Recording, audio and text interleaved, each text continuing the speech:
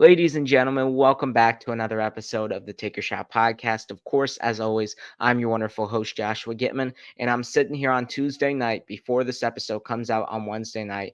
And we just finished the Celtics Pacers game one of the Eastern Conference Finals. And what a game it was, and what a finish it was. Both teams back and forth on the offensive end. Of course, we had our only overtime so far in the second round and the conference finals. There was two overtimes in the first round, if I'm not mistaken. I know the Pacers have one of them with the Bucks, but this was a game that just felt different. It felt like here we are, we're in the conference finals. It's getting more intense. The game's tightening up, and it was just run after run in regulation. It was clutch play after clutch play in overtime, and we couldn't have asked for anything better to start off these conference finals. And of course, Boston got the win, and they take a 1-0 series lead after what was a Jaylen Brown desperation three-point shot with 5 seconds to go, and he nailed it in Pascal Siakam's face. Crazy game tying shot, crazy overtime period, how Boston continued that momentum through overtime. And here we are now as Boston escapes with the win. And we're going to get into that in a second. But also in the show, we are going to talk about how Indiana lacked execution down the stretch. We're also going to preview the Western Conference Finals, as the Western Conference Finals is starting up tomorrow, or when you're watching this, it will be today at 8:30 p.m. on TNT with the Mavericks and the Timberwolves. And in between that, we're going to have this little discussion that's been going around since the Denver Nuggets have gone down. Are dynasties still alive in the NBA, or are dynasties going to be gone for a long time to come in this new era of the NBA? We'll get into that in our transition period in between recapping this game one and previewing the Western Conference Finals. It'll be an exciting episode, and let's start right with what we have on the screen, the Boston Celtics. The Boston Celtics got it done in overtime. They won, as I said, in that close game, taking a 1-0 series lead. They won this game 133 to 128. And for most of the game, at least the first half of it, my takeaways were that Boston was in control, especially to start the game a little bit early. The Pacers had the jitters. The Pacers were a little bit nervous, and Boston took advantage of that like they should. But what we thought was going to be the outcome of this game, especially me in particular, considering that Indiana only had this 1 day rest period in between game seven and now this game one, compared to Boston's rest period of having over a week since they last beat Cleveland in game five at home. Boston, in my opinion, I thought should have blown the doors out on Indiana in this game, but they kept Indiana in the game. But at the end of the day, they did get the win. They did show us a little bit in the clutch. It wasn't the perfect performance in the clutch, but they got it to overtime. And when it mattered in overtime, the Boston Celtics executed and the Boston Celtics got it done. Now, my takeaways from this game for Boston: you really had guys who normally don't step up on offense, not necessarily Tatum or Brown, or even Peyton Pritchard for that matter. Guys like Drew Holiday and Al Horford really stepping up for you on the offensive side of the ball, particularly at the start of the game. I really liked what Al Horford did for this Boston Celtics team, as he started hitting threes at a consistent basis, and he looked like he could fill some of that void for Kristaps Porzingis. And he got to the corner, and every single time that Boston would attack Indiana's defense, Al Horford would be in the corner, and Al Horford would hit the shot. And he had a great start early to the game, and it was great to see him going a little bit. And then you also had Drew Holiday for Boston, who, of course, this season has taken a step back from his scoring role because, of course, with Boston, you have Tatum, Brown, Porzingis, and Derek White, compared to Milwaukee, where you only had Giannis and an injury-riddled Chris Middleton. So Holiday had to take a step down from that second guy to sort of like this fourth or fifth option on the offensive side of the ball. But in this game, in this series, especially that Porzingis is out to start, Indiana is the number one offense in the league, and you're going to need offensive production to match what Indiana is bringing to the table. Drew Holiday stepped up in a major way for the Boston Celtics all throughout the game. I think he had, if I'm not mistaken, his highest point total, not only in the postseason, but also the entire regular season, with 28 points, which is pretty shocking to think that Drew Holiday season high is only 28 points, but that is his season high. He executed. He hit timely shots. And what I really liked about it was, as I mentioned, the timely shots. I love players who just come in games, even though they may not be hitting the shots that they normally hit, even though that they may not be having the best of offensive games, they hit the shots that matter the most. They hit those momentum shots. And it felt like every single time Indiana was trying to creep back in the game, or every time Indiana got a little bit of a lead, Drew Holiday would hit one of the threes and really settle Boston down. And he hit 4 of 8 threes. He was shooting very efficient from the field in this game. And what I also noticed from Boston early in this game was their corner 3-point shooting with Al Horford and with Drew Holiday, particularly because of Indiana's lackluster defense in the paint. It was pretty easy for Boston to drive downhill. And quite frankly, Boston was taking advantage of that without even kicking it to the corner, because Tatum, Brown, even Derek White, Holiday as well, got involved with it, got easily to the rim, AM1s, easy buckets in the paint. And that's something that the Pacers are not good at, and they haven't been good at all season long. And they've given up the most points in the paint all season long. So now, if you're Indiana, you got to help and you got to collapse in the paint, because you've got Tatum, you've got Brown going downhill, trying to draw fouls, getting to the rim. That leaves the opportunity for guys like Al Horford, guys like Drew Holiday to get those corner threes. And that's what really got Boston going off to that fast start early in the game in this particular contest. And something in the second half that I thought stood out for Boston was Jaylen Brown's performance on both sides of the ball. Jaylen Brown for Boston, he's in this postseason, in my opinion, he's been the best player for the Celtics team. It hasn't been Jason Tatum. Jason Tatum has been relatively inconsistent, and he was inconsistent in this game for a little bit of it. Actually, for most of regulation, he picked it up late in the second half and overtime. But Jason Tatum was off to a rough start in the first half. He only had 11 in the first half. He was struggling shooting the ball. And Jaylen Brown has been the one to assert himself on both sides of the ball for the Celtic squad. He had huge defensive plays. I remember that play at the end of the game where he got the block and then he hit it off Neesmith, and Boston got the ball, and it gave them a little bit of the momentum back. I thought that was one of the biggest game-changing plays for the Celtics in that game. And if Brown continues his performance, and considering that he did hit the game-time shot, right now, in my opinion, it's only been one game, but so far he is my leading candidate, my leading favorite to be the Larry Bird Eastern Conference Finals MVP. Because you've got to look at it this way. We love Jason Tatum. We know Jason Tatum is the more marketable player. We know Jason Tatum is the star. But the guy who has been consistent throughout the postseason so far, throughout this Eastern Conference Finals, has been Jaylen Brown. I know Tatum had a great game. I know he had a great overtime period. But Jaylen Brown's impact on both sides of the ball has really stood out to me as well. And Boston now in this game had the opportunity to play in what was their first clutch game, their first close game of the playoffs for quite sake. Like, I know they had the game 4 in Cleveland, which shouldn't have been a clutch game in the first place, but it barely was a clutch game. It wasn't like it was going down to the stretch, going down to the buzzer. This, on the other hand, this game against Indiana, game 1 of the conference finals, was quite different. This game really went down to the stretch, and Boston was not executing down the stretch here. If I'm not mistaken, I think Tatum missed a couple of threes down the stretch, and Boston had some stupid turnovers. I know Tatum turned the ball over a couple times, and this is the question that we had with the Boston Celtics. We know that they have not executed in the clutch before, and we haven't seen them in the clutch this postseason so far. So we were wondering, and as we're watching this game, as we see Indiana hang in this game, are we going to see for the first time how Boston executes down the stretch in a close game? And it was a little bit scary. And even though they won this game, there are still some doubts and still some things to be critical about for Boston in the clutch, because they probably, if it wasn't for Indiana's mistake on the inbound late in the game, Boston would have lost this game. It was that simple. It was a tie game with 3 minutes to go, and I think Boston was up a couple of points, and Indiana just outplayed Boston down the stretch for most of it until that crucial turnover. And then, of course, Brown hit the miracle 3. But you got Siakam hitting shots. You've got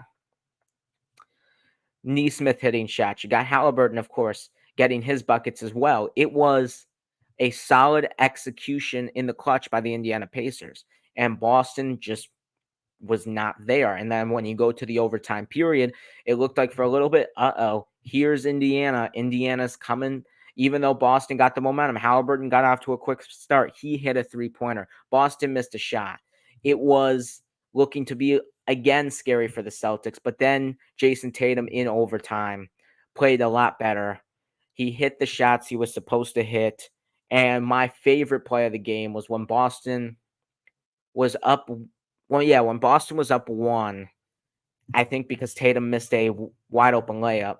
It was a brutal play for Boston. Holiday is back on the defensive end. He's guarding Tyrese Halliburton full court, and he forces Tyrese Halliburton with the turnover, and it gives Boston the ball back. And now instead of having a chance to potentially go down in the clutch, now Boston has the opportunity to make it a 2-possession game, and that's what they did with Jason Tatum hitting that clutch three with 43 seconds to go to give Boston the 4-point lead, and it was pretty much home stretch from there for the Boston Celtics, and it was flawless and straight up incredible defense at the end of the game, especially by Drew Holiday. I thought the MVP of this game was Drew Holiday, even though I praised Jaylen Brown. I also, as I said at the beginning, not Jaylen Brown, Drew Holiday's impact for the Celtics team, especially with Porzingis being out right now, has been huge, huge. And he's picked up the scoring, he's picked up the defense, and we've praised Derek White about his defense because that's who's been on the Celtics for a while. But people are forgetting how great of a defender Drew Holiday is.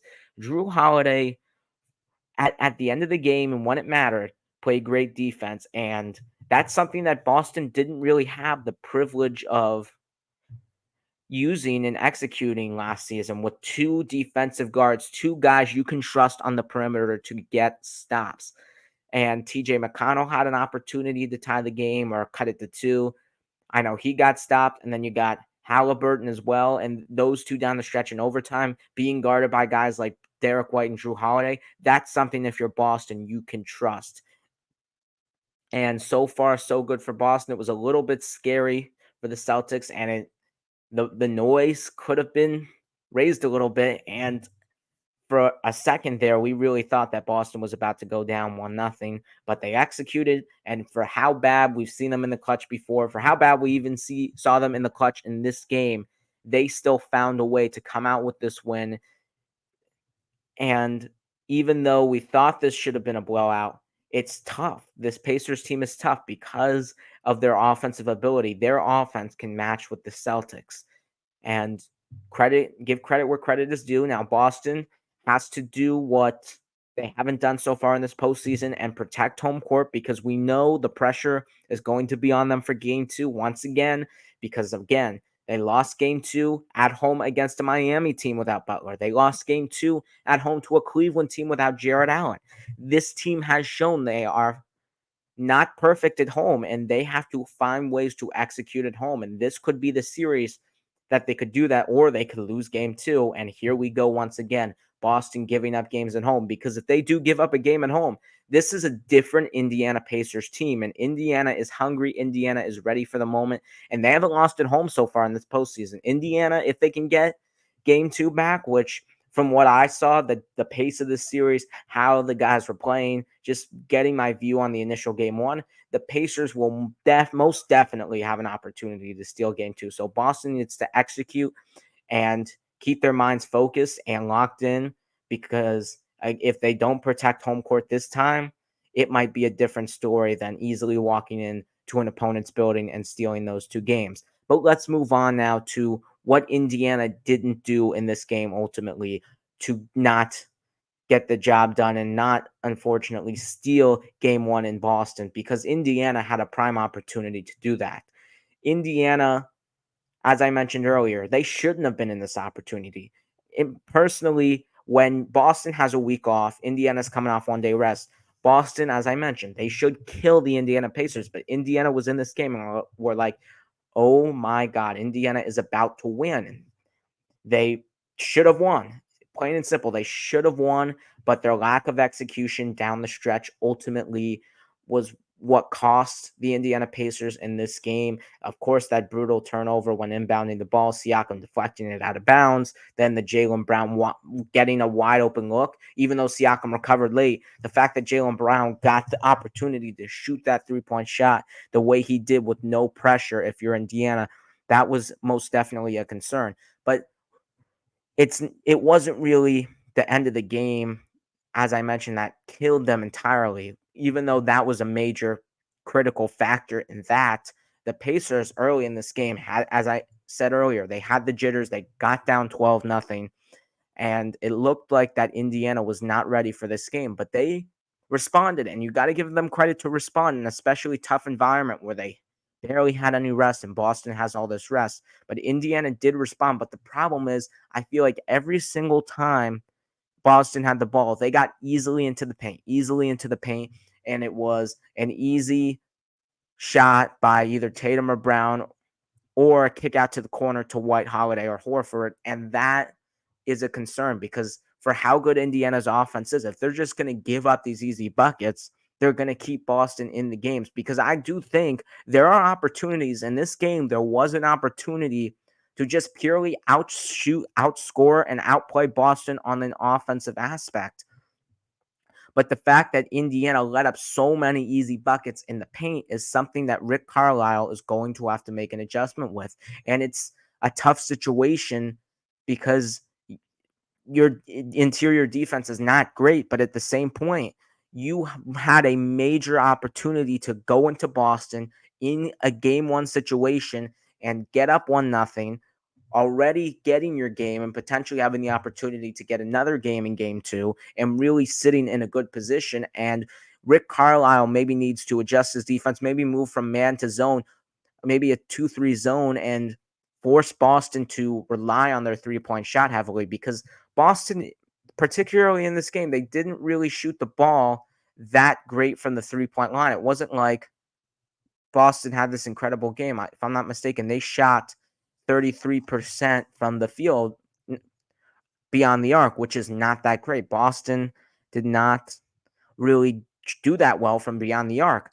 So if you're Rick Carlisle, are you going to potentially allow Boston to live from the 3-point line? Because even though they've executed that all season long, Boston from the 3-point line, Boston shown at points this season and prior seasons that even though they may live from the 3-point shot, they can die from the 3-point shot. And at the end of the day, interior defense, especially the way Boston got easily into the paint against this Pacers defense, is something that you definitely have to take a look at and definitely put into consideration. And even though it may give Boston more open threes, it can confuse Boston because different defenses confuse different teams. You're expecting a team to go out this way, play on you this way defense. You're preparing them to play in a specific way on defense, and then they just are in another defensive scheme, a defensive coverage, and it confuses the offense.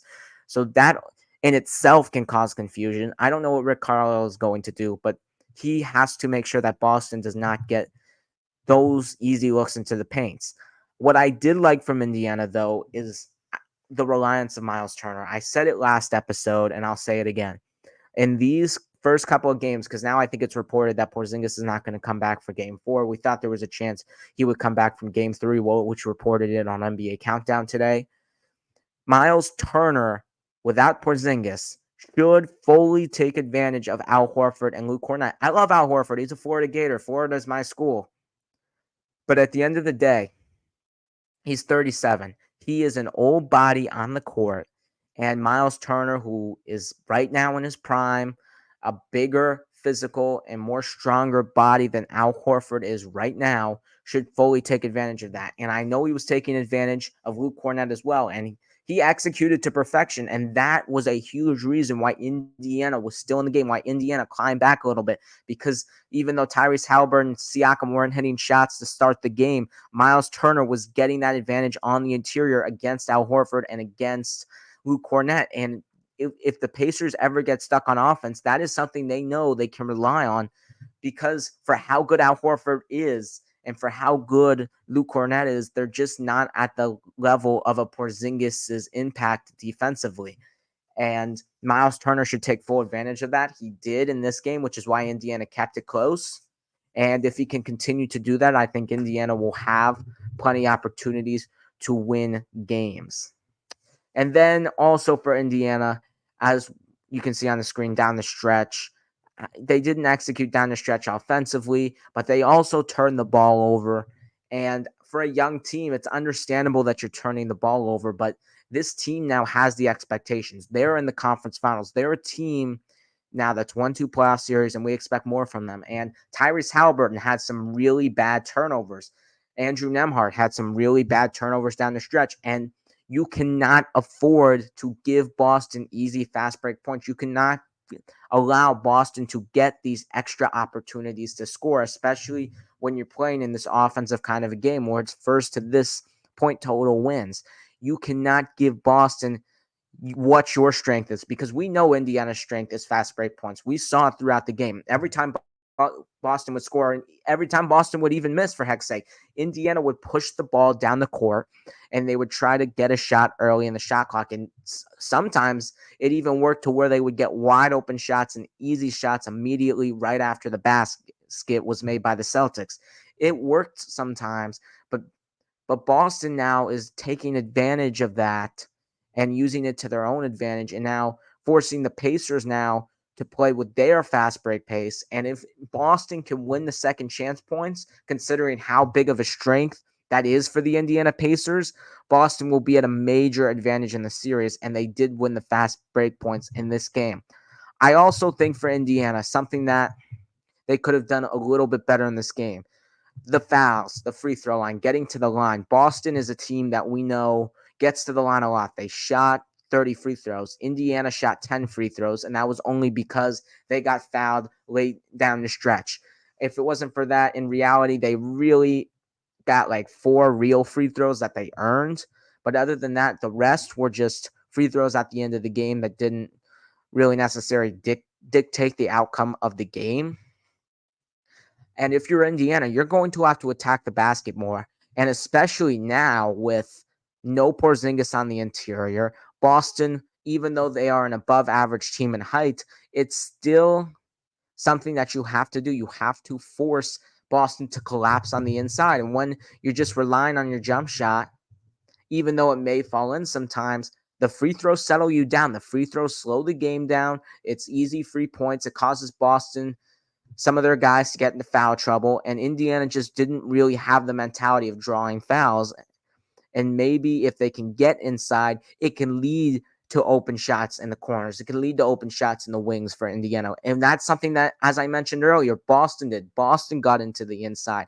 And I know Boston has a great defense overall, but Indiana is going to have to play perfect. They're going to have to find a way to beat the Celtics defense. They're going to have to find a way to match Boston offensively. That's how Indiana can win, because they are just so at a disadvantage on paper that Indiana is going to have to execute perfectly on both sides of the ball in order to win the series. And they're going to have to find ways to get in the paint, find ways to draw fouls, find ways to get extra opportunities at the free throw line. Because if you're getting basically 20 more free throws than the other team, I don't even really need to see the score. I know your team's winning. And it was only a 5-point game, even with the extra 20 free throws. So it just tells you, if Indiana just got a couple more fouls, tacked a little bit more, looked to draw more fouls, they probably would have won this basketball game.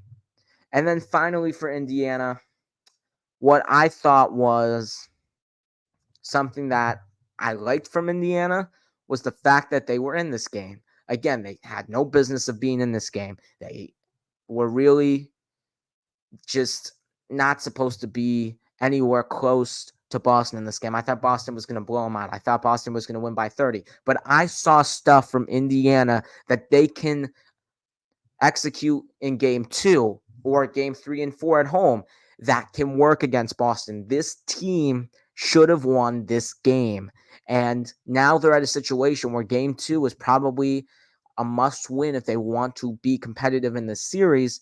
At the same point, though, Indiana showed in this game 1, even though they lost, they showed that they can be a competitive team in the series, and that's why I picked Boston at 6, because I don't think this is going to be a cakewalk for Boston.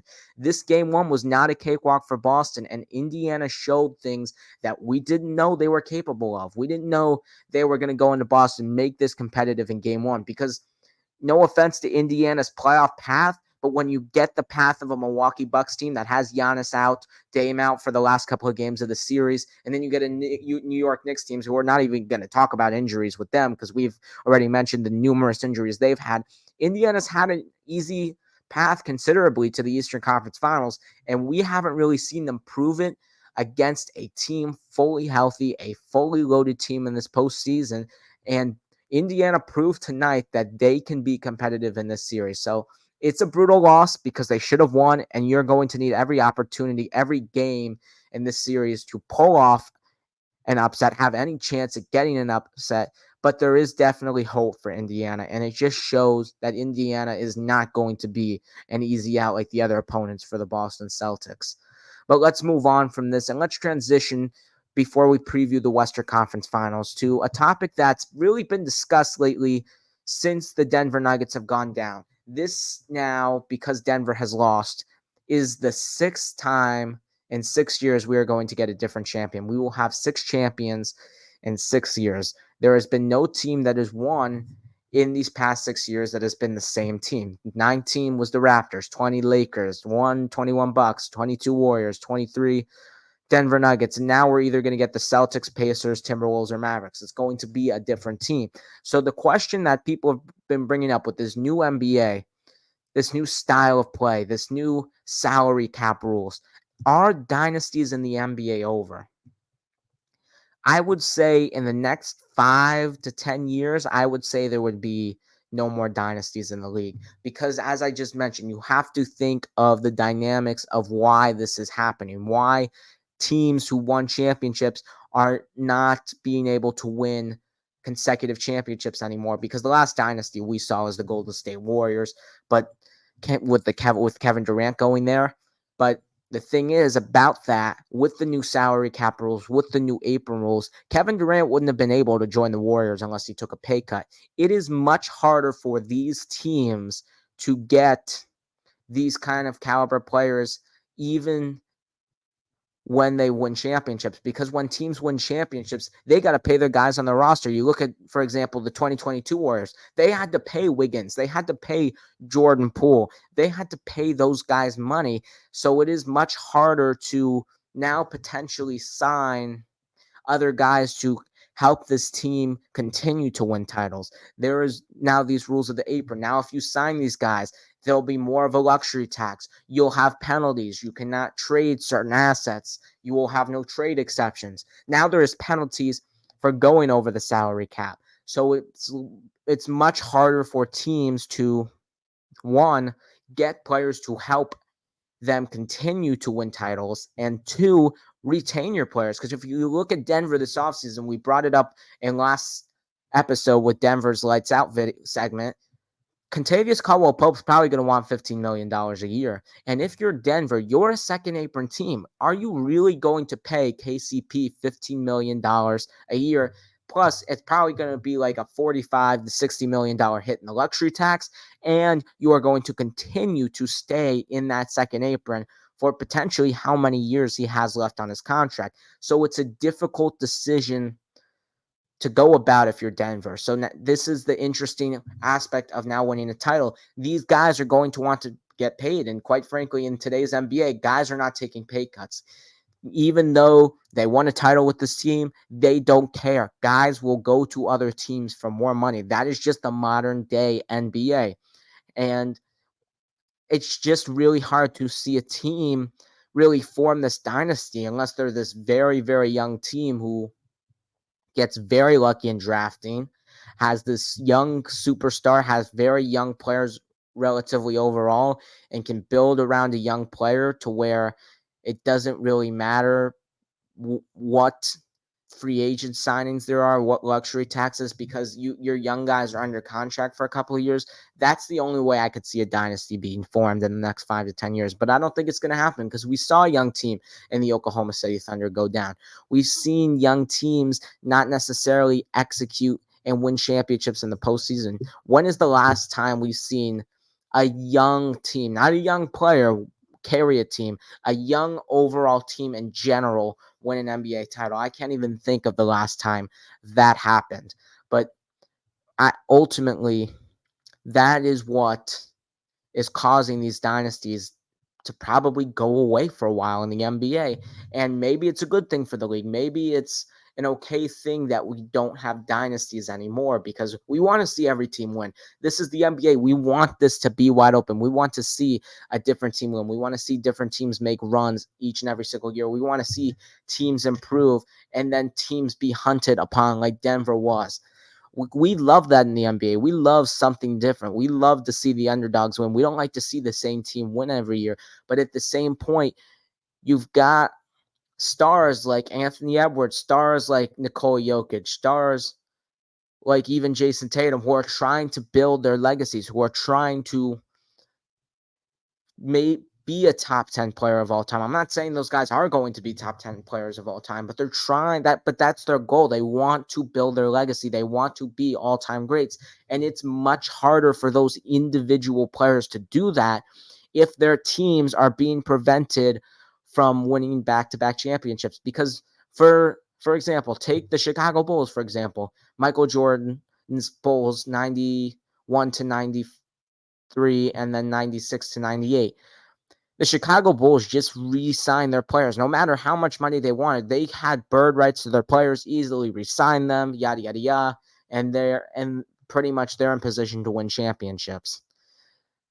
And now you've got situations where these guys won't have necessarily as good of a chance as guys in the past like Michael Jordan, guys in the past like Magic Johnson, and even guys in the past like LeBron James to win the same amount of championships, to go back to back, to win 3 out of 4, to win 4 out of like 9 years.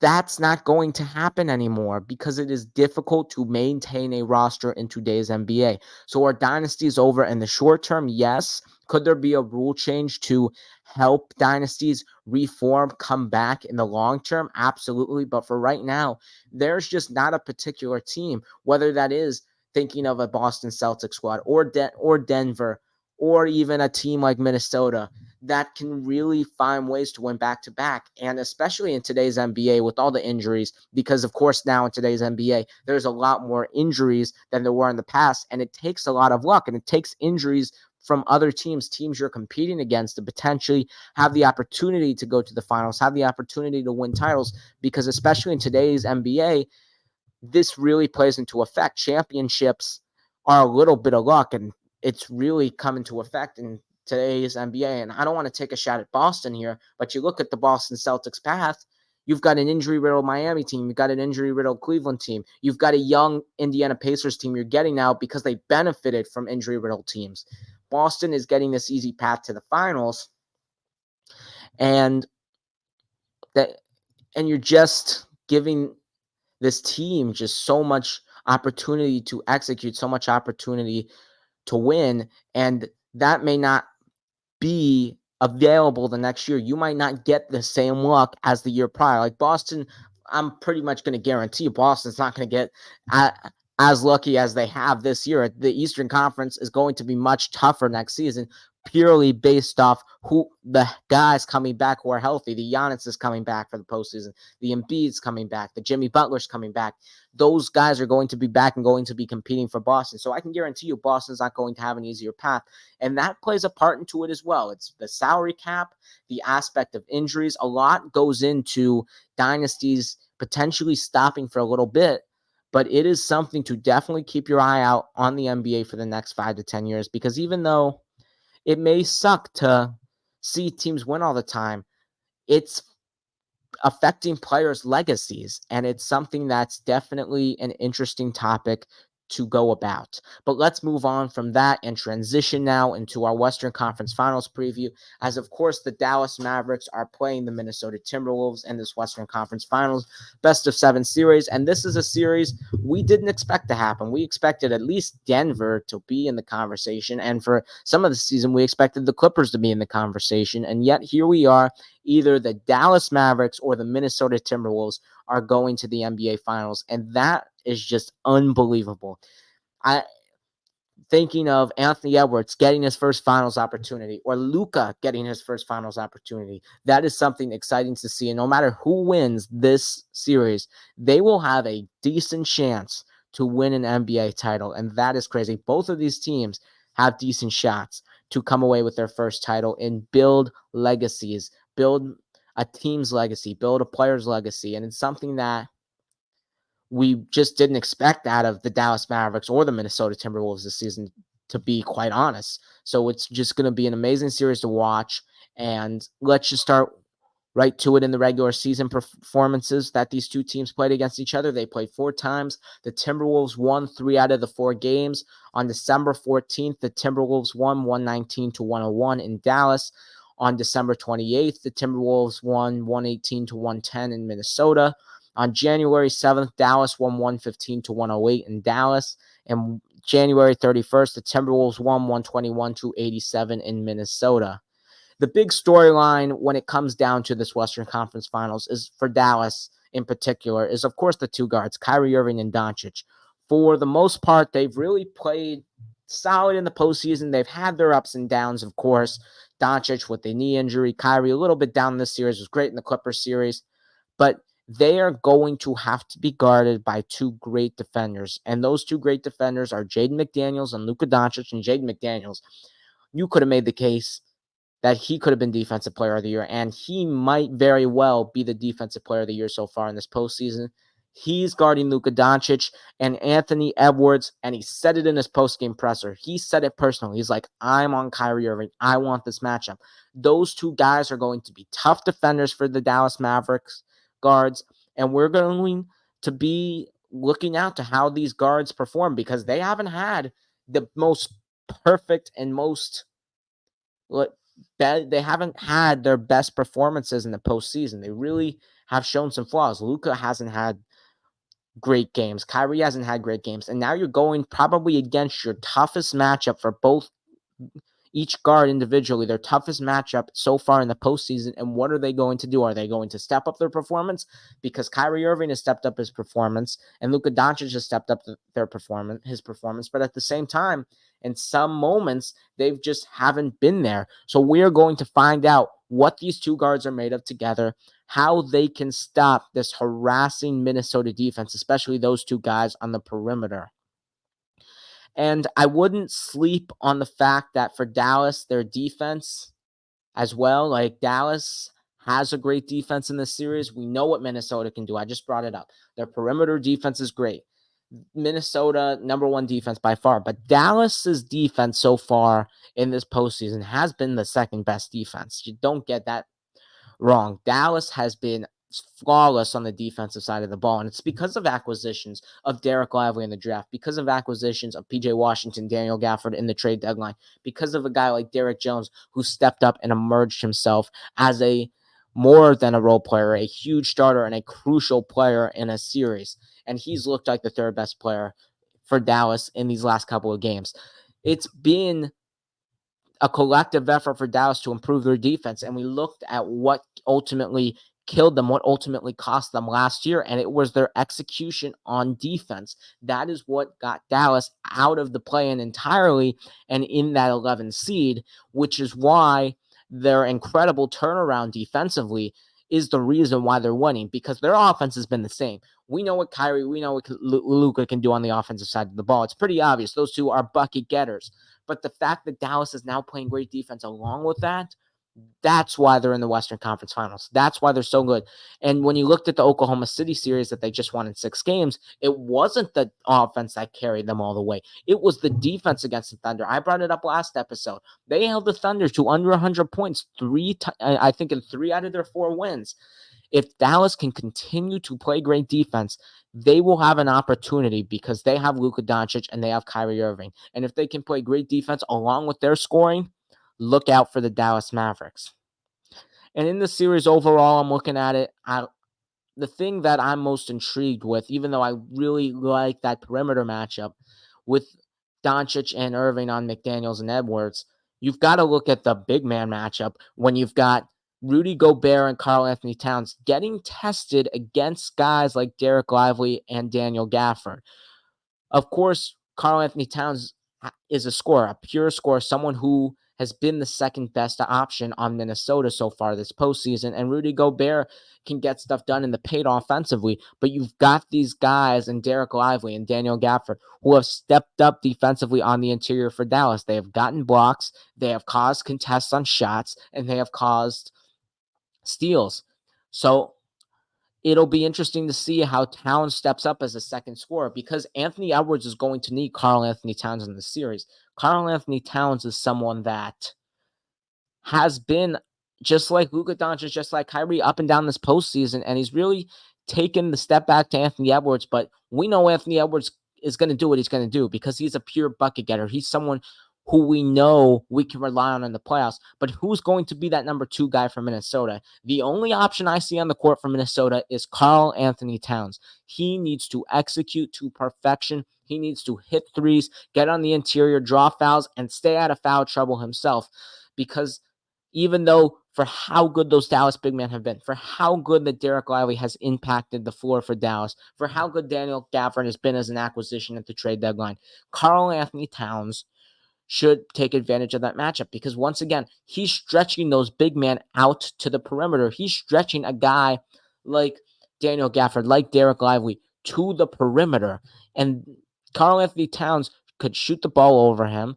And even if it's not Gafford or Derek Lively, even if he stretches PJ Washington to the perimeter, it's even better because he can shoot over PJ Washington even more than Gafford and Lively. He can drive. He can get in his post-up game. Karl Anthony Towns has the opportunity in this series to score the ball way better in the other series because with the Denver series, you've got Jokic and Gordon harassing you. We know how good Gordon is.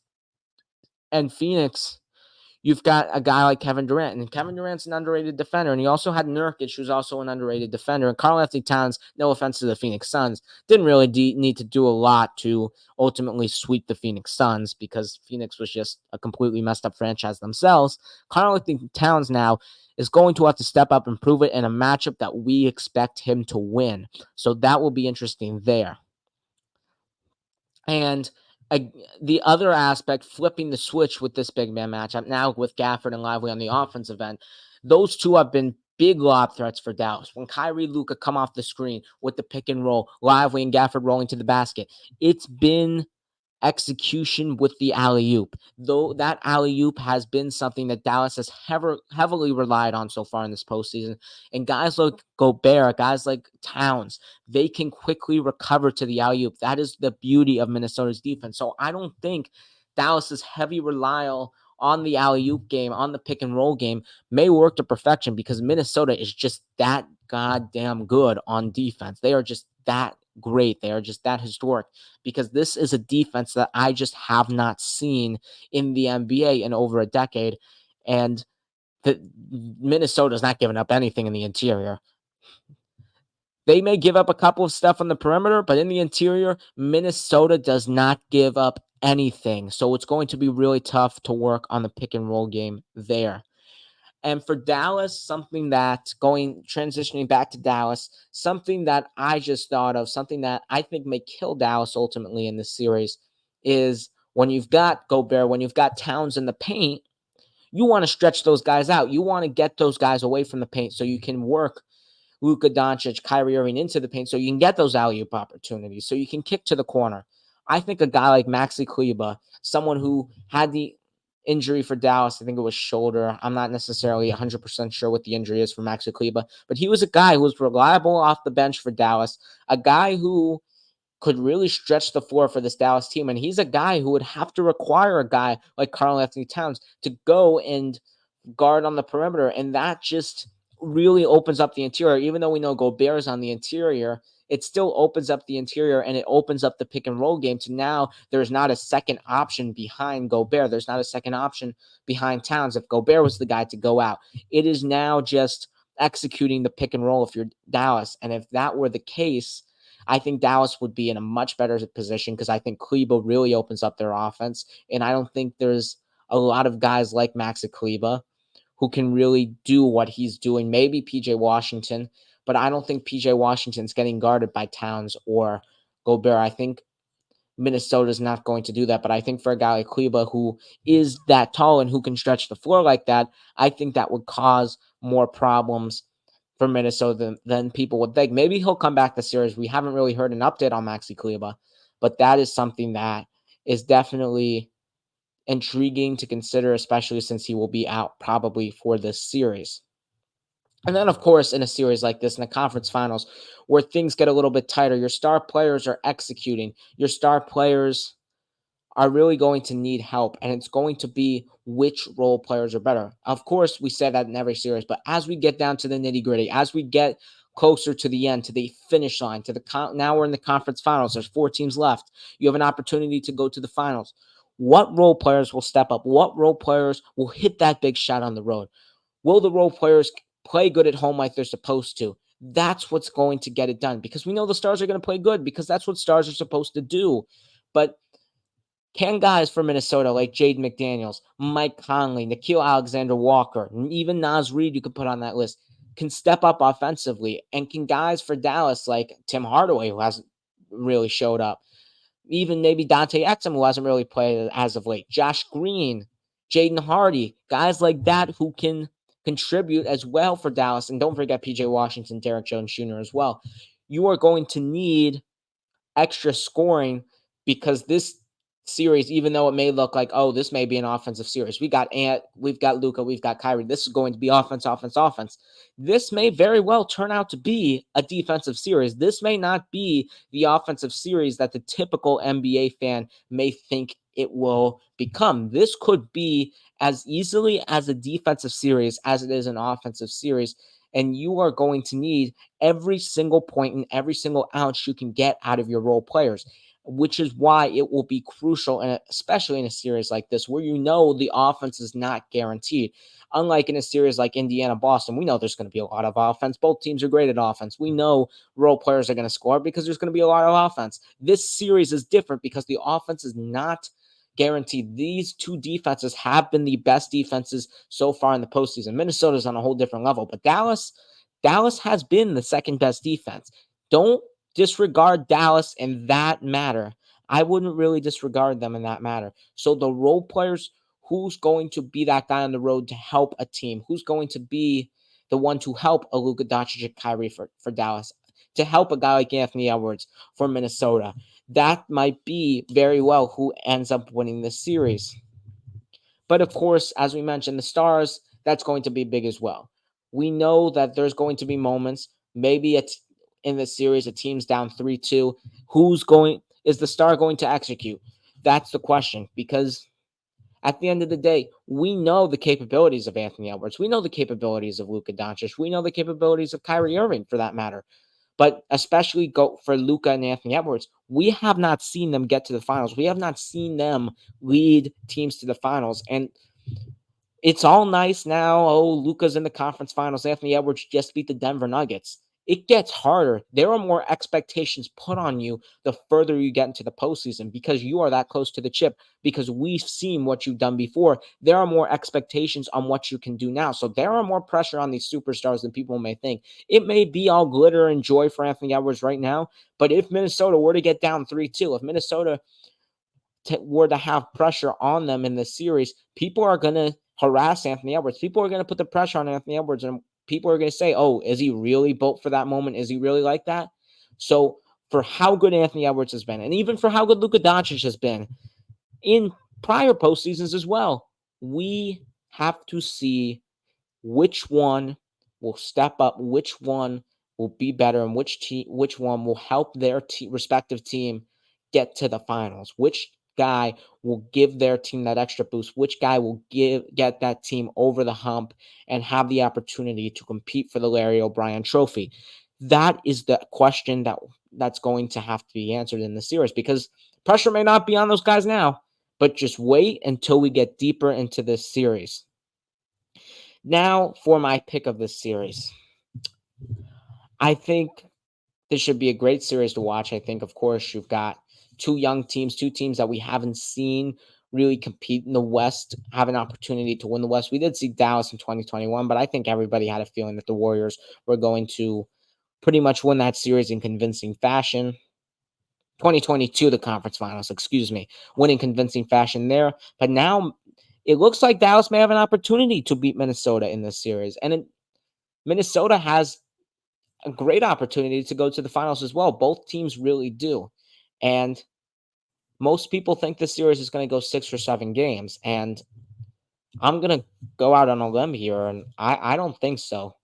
I think this series is going to be 5 games, and I think this series is going to be favored in Minnesota's direction. You look at what their defense has been able to do. You look at what they did to the Phoenix Suns. They swept the Phoenix Suns. They absolutely just annihilated Kevin Durant and Devin Booker. Then they beat the defending champions on the road in their house 3 out of 4 times. I know they lost the 2 games at home, but they still beat that team on the road 3 or 4 times and played a incredible, historic defensive performance in the game 2 and the game 7 and game 6 as well.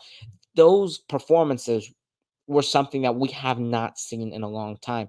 And now they have the opportunity to do it against Dallas. Well, Dallas, on the other hand, got a relatively easier path. They played the Clippers, who didn't have Kawhi. Kawhi wasn't healthy. And then they played a young Oklahoma City Thunder team who we thought could have been potentially overvalued as a number 1 seed because they are young, because they haven't been in the playoffs, because of their lack of experience. So Minnesota has really proven to the league, has proven to the West that they are a menace. Dallas, not really. And I'm going with the team that's proven it so far, the team that I've seen that has done historic things, some things that we would have never thought could have been possible. And that has been the Minnesota Timberwolves. And I think Minnesota wins this in convincing fashion. I'll give Dallas a game, but I just don't see any way that Dallas wins this series unless they execute their defense to perfection on the same level of Minnesota. If they do that, tip my cap off. Congratulations, Dallas. But Minnesota's defense right now is on an entirely different universe. Not even a galaxy, a universe. And it's something that we should all something that we should all put our eyes to, because this is what we mean by defense wins championships. Because of that motto, that saying could be used in any single season. It is this one. It is with that team. They are hot. They are going to continue to be hot. And I just don't see, especially on the perimeter, anyone who can guard Anthony Edwards. Like, I like Luka. I love Kyrie.